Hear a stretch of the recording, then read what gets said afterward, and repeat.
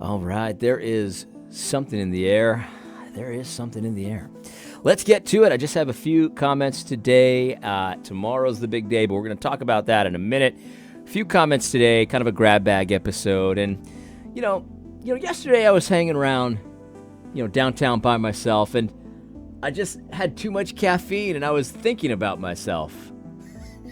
I don't know why I did that. In any case, I was really thinking about myself because I've noticed, I watch a little bit of YouTube drama from time to time, and I mean non-Christian YouTube drama, like between YouTubers and stuff. And, one of the downfalls of YouTubers is just sort of the inability to absorb an insult and the inability to ignore trolls or have fun with trolls. Like, that always brings a YouTuber down, and it's like consistent. It's always the same thing again and again. Inevitably, you'll see that is a big problem. And I think that there are certain people in Big Eva that have this problem as well, where they can't take a joke, they can't take an insult. There's no way to absorb it.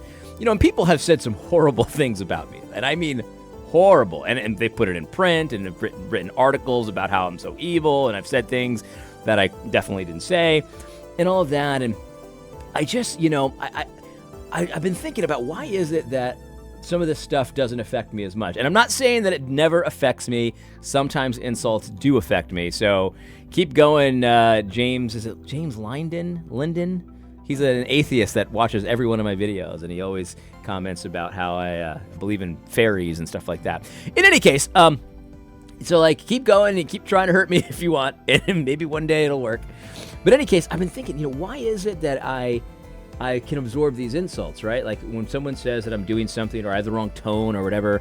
And I think that one advantage that I have is that I came to faith a lot later in life. And I had an opportunity to do a lot of sins before I became a Christian. Like I was a big sinner, you know what I mean? And I was living a fast life in New York City, all kinds of drugs, drinking, just going on benders, things like that. And I was just I was a disaster, totally greedy, just sexually immoral, like the whole thing. And so, I've lived in the slops, right? And so when somebody says I'm a big meanie head or that I have a bad tone or that I am a hypocrite, it's I don't know, it just doesn't hit me that well because my advantage is that I know that I was a pretty bad dude in the past, right? So it's I don't know. I think there's an advantage to seeing yourself, in the flesh sometimes, and I'm not in the flesh anymore. Thank the Lord, He has saved me, and I'm not the way I used to be. But I think it's an advantage in some ways. Now, I hope that my children don't have that same advantage. That's not something that I wish upon people. But when you understand that no matter what somebody says about you, you're actually the truth is actually worse. You know what I mean?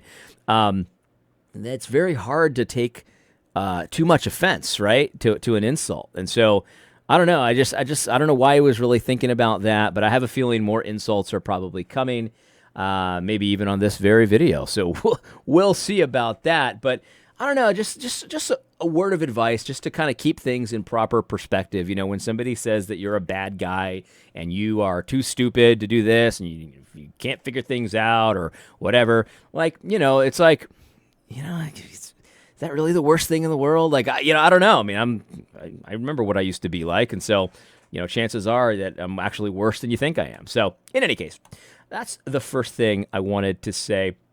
Oh, by the way, this is hilarious. This brightened up my day. I shared this on Gab. This is Woke Preacher Clips.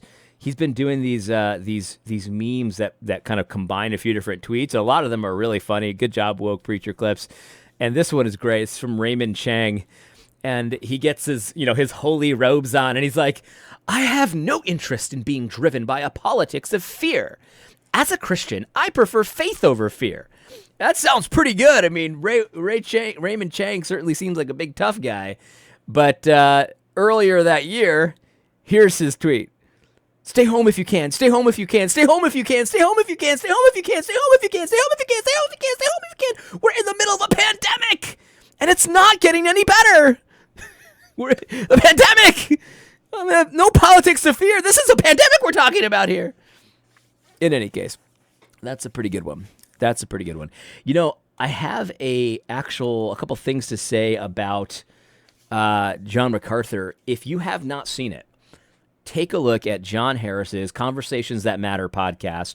He did a almost 2-hour long episode, kind of a deep dive into the information regarding the situation with John MacArthur and the church discipline issue and some of the details there. And I say some of the details because, quite frankly, we don't have a lot of details. We have some of them, and we have a lot of testimony. But when it comes to, a lot of this, it's a lot of, he said, she said, that kind of thing, and all of that. And so it's very interesting, to say the least. And there's really no reason for me to do a deep dive into it. I want to just refer people to John Harris's video on it. A lot of it is just bare information. He does give his opinion as well in the video. I think it's very, very helpful, in my opinion. Now, a lot of it actually confirms what my initial thoughts were, because when I first heard about this issue, this scandal, it's scandalous. The way it was presented to me was that John MacArthur, personally, and his elder team was kind of covering up and harboring a known pedophile. And it's like, man, when I heard that, and let me just be honest about this. I'm just going to say this in as winsome a way as possible. If you heard the story John MacArthur has harbored and covered for a known pedophile, and you believed it, you're brain dead. You're brain dead. Because obviously that would not be the case. Now, when I say obviously, does that mean that nobody could harbor a cover for a pedophile? No, I'm not saying that. But what I'm saying is, if you instantly believe that story, then you are brain dead. Because the reality is that those kinds of accusations, they have a huge standard of evidence that you'd need some solid evidence. And so if your first reaction to that is, I'm going to go ahead and believe it, I'm sorry, but you're brain dead, right? And so what I said at the time, I had not looked into it. And what I said was, that I don't believe that, number one. But what I do think is probably what happened here is there's some issues with timelines, probably some timelines that are maybe being kind of finagled with and manipulated a little bit to make it seem a certain way. Also, I said at the time, the details are probably going to be super important here. What did they know at what time? Who said what? Where did they go to? Things like that. The details are going to be super important. And so you're going to need to make sure that, if you want to look into this stuff, you're going to have to actually really take time and pick this apart and all of that. And when you watch John Harris's video, you're going to see that that's exactly what the case is. There's some playing fast and loose with timelines, not really lying, so to speak, but making it seem a certain way, and it's really not that way. And so you'll see things like, at the time of the church discipline issue, it was a marital strife, and yes, there were some questions about potentially, the discipline that was going on at the home, spanking and things like that was maybe over the top and things like that. And of course, the details matter there, because there are some people that think if you spank your kids at all, that you're abusing them, right? And so obviously, again, like I said, my initial reaction, the details make a huge difference here. Who was doing what? When were they doing it? What were they doing? Why were they doing it? Things like that. And it's like, I think one of the issues was I guess they had covered their mouths to muffle the cries after spanking. And it's like, man, and John said, that sounds pretty bad. And yeah, that does sound bad. I agree, right? If all you knew of the context was, hey, this brutal monster of a person was muffling the screams of his children, if that's all you knew and you knew nothing else, you're like, wow, that sounds like a monster, right? But the details, of course, matter. What was happening at the time? Who was there? Why were they doing it? Things like that. It's just anyway, I'll let John Harris answer a lot of those questions for you. Probably chances are a lot of you guys have already watched that video. But the timeline thing actually had me really interested, because somebody actually is trying to do a little timeline, finagling with me. So this is a perfect example of one of the issues of the Julie Roy's article, and how she tries to make it seem a certain way without lying, but really she's kind of bending the truth a little bit by playing fast and loose with timelines. So somebody on my YouTube channel went back about a year. And if you remember, I did some content about McLean Bible Church. And the reason I was interested in McLean Bible Church is because they had that woke pastor who was like, oh man, I want to torch all white people. And like, that's right up my alley. That's dead center. That's exactly the kind of stuff I talk about every single day. And so I started talking about McLean Bible Church. Then I came out that they wanted to install some new woke elders, but the people said no, they voted them down. Then they did some finagling behind the scenes to get the elders kind of ramrodded in there so they could go woker than they've ever been. And then I started talking more about that controversy, right? Because this is right up my alley. It's totally related to the social justice stuff. So somebody went today, or this week, somebody went on that video where I said, Platt needs to be held accountable for, all of this shenanigans and the lying that he's been doing, which he should be held accountable for it, allegedly. In any case, so someone went back on that video this week and said, Platt should be held accountable, but John MacArthur shouldn't. You talk about making a mountain out of a molehill or something like that, And so what that person did, and let's just say that John MacArthur should be held accountable for what he did. Let's just say I agree with him completely, right? Which I don't. But let's just say I did. I don't agree that John MacArthur and his elder board did something that's the biggest deal since anything. I just don't think that the facts bear that out based on what I've seen. But in any case, that's not what this video is about. Let's just say I agreed that John MacArthur did something that was blameworthy and should be held accountable. Do you see how disingenuous and ridiculous it is to go back in time a year and then hold me accountable as if I was covering up for John MacArthur a year ago when I said that David Platt should be held accountable for XYZ. See, this is the kind of timeline stuff that we're talking about. If someone were to write an article about me and how much of a hypocrite I am, which again, insult me if you'd like, if someone were to do that and say, in this case, Adam wants him to be held accountable, but he never said anything about John MacArthur, well, it's like, yeah, because a year ago, I didn't know anything about John MacArthur. So you see, if you don't really say that we're going back a year in your article, and you just kind of, you don't really say I'm not, but you don't really say I am, and you leave the reader with the impression that these two situations, the John MacArthur one and the David Platt one, were before me at the same time, and I did this with David Platt, but not with John MacArthur, so you can leave the impression that I've been a hypocrite, even though I have not been, because those two situations were separated by a year of time. I had no knowledge of the one when I was doing the other. You see, that's the kind of stuff that this article does. And so, in any case, that's all I want to say about it. I'm not going to go into it anymore. At least not yet. I actually might have some thoughts on some of the bigger picture issues regarding this whole John MacArthur scandal. And so I may do some videos about that, and we will go from there. Now, one more thing. One more thing indeed. So in February of this year, I rejoined Twitter. And I didn't rejoin to really interact with anybody. I just want to disseminate my new podcast, The Rise and Fall of Gospel Coalition. And so, I'm just following Gospel Coalition. I'm not following anybody else. And, putting a few messages out there, a few memes, things of that nature. But really, this is just a way to sort of get my podcast a little bit more attention. Now, we're going to be launching this tomorrow. The first episode is coming out tomorrow. It's going to be on the Fight Laugh Feast Network's feed, which means it'll be on Apple Podcasts and everywhere else they put it and all of that. And that's going to get, at least 10,000 listens off that, probably more. I'm going to put it on my YouTube channel. At least the first episode is going to be my YouTube channel. And, that'll get, I don't know, between 2 and maybe 5,000, views, things like that. And I'm also considering a few other places to put it. And so we'll see what happens. But, I'm excited about this. I think this is going to be a really interesting podcast for a lot of reasons. Now, I've said that that this podcast is really for two audiences. It's for, number one, people in the pews, just regular Joes who know there's a problem, but they feel like maybe they've gone crazy. I want to encourage you, you're not crazy. And by the way, you're not even in the minority. So that's my first audience. My second audience are kind of people that are sitting on the fence. And maybe they're not sitting on the fence. Maybe they know there's a problem too, but their prime motivation, their prime directive is to keep the peace. They don't want to say anything. They don't want to rock the boat.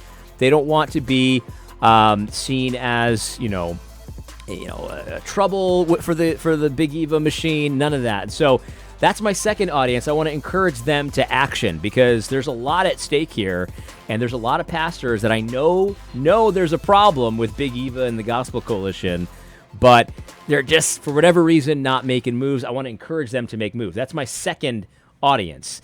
Now, the third audience, frankly, I'm not doing this podcast for you guys. I hope you watch it because, maybe it'll make a few shekels, but I don't care what you do. I'm not trying to convince you. If you're a Big Eva capo, or you're a soldier, or you're one of these kind of fanboys of any of these Big Eva people, quite frankly, I don't care what you do. I'm not trying to convince you. Watch it if you want. Criticize me. Do whatever you got to do. Like I said, more listens, more shekels. So that's good, but frankly, I don't care what you do. And so that's what this podcast is all about. Now, when I started this account, this is how I described myself. I said gab.com enthusiast. That's where I use social media. Gab.com is where you get most of my content. Christian nationalist, extremist. Now remember that word, extremist. That's how I described myself. I'm an extremist. Now, a lot of Big Eva folks try to shy away from the word extremist, but I don't care. I embrace it. I am an extremist. Now, this is what I want to say, though. So last week I said my podcast is coming out in a week. That's what I said last week on my account here. And this week, yesterday, Gospel Coalition puts out this article. And listen to this sentence that comes from the article. This is from Trevin Wax. He says this: God has a purpose even for the extremist who focuses attention on a particular point of theology and doctrine. Now, when I read that, I said, that sounds pretty interesting. And so is he tipping the hat to old AD? I think he might be. Now, maybe you're like, AD, you're so vain. How could you think that? You're arrogant. Look, I happen to know that there are many gospel coalitions that not only know who old AD is, but watch my content with regularity. Regularity. Yeah, regularity. That's the right word. In any case, so could this be about me? I don't know, but it's definitely about my type.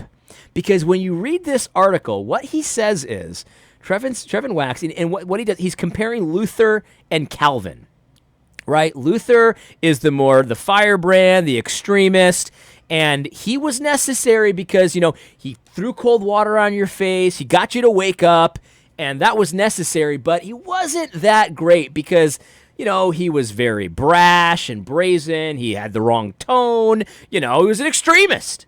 And so, really Calvin was the one who really had a better impact because he was the one that was synthesizing things, more central importance, more lasting importance because he was trying to, kind of synthesize things, keep the peace, that kind of thing. And I don't really know if I agree with that characterization of Calvin, in my opinion, but hey, let's just give it to him. And he also mentions Kuyper and Bavinck in the same light. One's more of a firebrand extremist, and the other one's more of a synthesizer, and all of that. And the article here is saying, look, God still uses the extremists, right? He still uses the one who kind of wakes you up, and he says words like brain dead to kind of get you shock in your system, kind of thing. But that's not ideal. You don't want to be like that because they're sinning when they're tone and all this kind of stuff. They're overcorrecting and all of that, and so you don't really want to be like that. What you want to be is the synthesizer. You want to be the Calvin to Martin Luther, right? You want to be the John Calvin to Martin Luther. Now, so okay, whatever, right? This is actually something that I've taught on my channel for years at this point. Anyone who's watched my channel knows that I talk about Ezra's and Nehemiah's. And Ezra and Nehemiah, they were active at the same period in Israelites' history. And, Ezra was more of the studious sort of, he was kind of like a scholarly and, not that, intense. He was still doing stuff, but, it was more about teaching, more about bringing people in, bringing people together. On the other hand, Nehemiah, when he finds out that the Israelites are intermarrying, he doesn't tear his own clothes and sit appalled. He starts pulling out people's beards and beating them and stuff like that. He's the more of the Luther and all of that. And so I agree that God uses all types, right? God uses all types. And so I like that part of this article because at least he's acknowledging there's a place for the extremist, right? But the reality is that God doesn't split like the difference the way that Trevin does here when it comes to Ezra and Nehemiah, because God actually commends both Ezra and Nehemiah, and he doesn't say, now, Nehemiah, you shouldn't have done, you were a little too overzealous, like you overcorrected. I don't really think that's what he said to Nehemiah. In fact, I think his zeal was part of what he commended in Nehemiah. And so whatever, but that's a side issue here. What I think this is that I think that Gospel Coalition knows they're on the defensive. Now, I'm kind of tongue-in-cheek, and maybe this is not in response directly to me, although I think it might be. It might be. So maybe this is not about, but I think what they're trying to do is they're trying to capture that middle group, that people that are on the fence, my target audience of people that kind of want to keep the peace. They know there's a problem, but they don't want to rock the boat. He's trying to say, no, don't start doing what old AD's doing. He's the extremist. He's sinning. I mean, yes, God's using him, but he's sinning. And it's not just about me. It's about some of these other guys too, right? He's tone is sinful. What you want to do is you want to be the synthesizer, like us, like Gospel Coalition, the synthesizer. And it's like, no, that's actually not it, Chief. That's not it at all. See, you're the institution that's being criticized. You're not the synthesizer. You're the institution that needs to be, that someone needs to wake up and recognize what you're doing. Like, that's what I think is happening here. This is an article to try to posture, right? Because I think that they know that guys like me are having a huge impact, and they know that their influence is waning and going to wane more every single day. Am I saying that it's about this great podcast, The Rise and Fall of Gospel Coalition?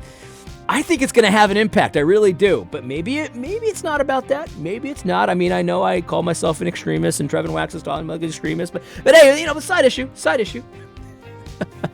But the reality is that I think that they're trying to capture that middle group that I want to encourage to action. And they're trying to say, no. You see, you're in the right place. You don't want to get too aggressive. You don't want to start naming names. The 11th commandment is still a commandment because that's the commandment of the synthesizer. You don't want to be like Martin Luther. By the way, have you heard? He was an anti-Semite. He doesn't say that in the article, but, that's... Yeah. In any case, I think this is very good news. This article is great because I think it shows us that we are having a huge impact. And so tomorrow, the first episode of The Rise and Fall of Gospel Coalition is dropping. I think this is a really interesting article. I think this is more effective than a lot of the articles I've seen from Gospel Coalition. Most of the time, Gospel Coalition puts an article, and I'm like, good luck with that. That's not going to work, right? Especially the stuff like, don't be mean on social media. Social media is bad, stuff like that. That's not going to work. This could work, though. I think this is because it's actually granting a guy like me a little bit of credibility. In fact, I think it grants me a lot of credibility. And so thank you, Trevin, for at least acknowledging that God uses Nehemiah also, right? God uses Nehemiah's in addition to Ezra's. He uses Luther's in addition to Calvin's. He uses old A.D. Robles in addition... Let's see. Who would be my Ezra? I don't know. Maybe John Harris? John Harris, maybe? I've always said that, but I don't think that's a fair characterization. I don't know. In any case, I think I've made my point. So anyway, the podcast drops tomorrow. I hope you enjoy it, and I guess I'll see you then. God bless.